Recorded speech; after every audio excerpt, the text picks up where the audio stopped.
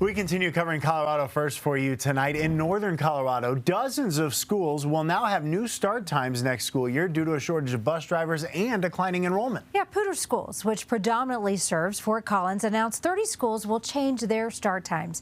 Your reporter for northern Colorado, Dylan Thomas, looked into this for us today. The school board is also challenging the district to find a way to adjust their busing for students in choice schools as well. They believe they might be able to set a standard start time for grade levels, which will then allow them to provide busing to all of their students, not just those going to traditional schools. Taking a trip now to Lakewood for you, where the city is turning to the community to help increase the number of trees. With only so much room on public property to plant trees, Lakewood leaders are looking for people who live in the city to help bring up those numbers. Karen Morfitt is your reporter in Jefferson County, and as she found out, they're even willing to help with the cost.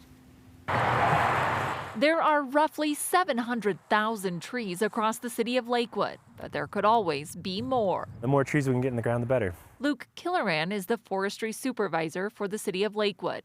An assessment showed Lakewood's total urban tree canopy sits at around 16%.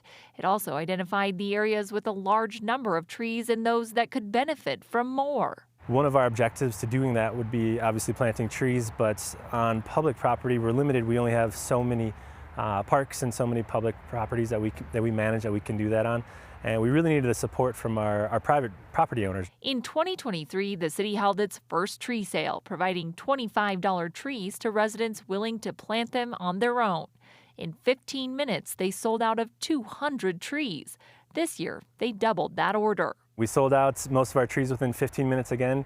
And we're overwhelmed with, again, the support from our citizens. While the city doesn't necessarily make money from the sale, Killoran says there will be a significant payoff for the community. The benefits that the trees are going to provide for our community are exponentially greater than just the cost of an initial tree.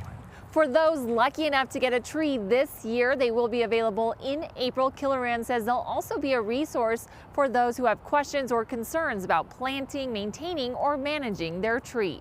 I'm Karen Morfitt, covering Colorado First.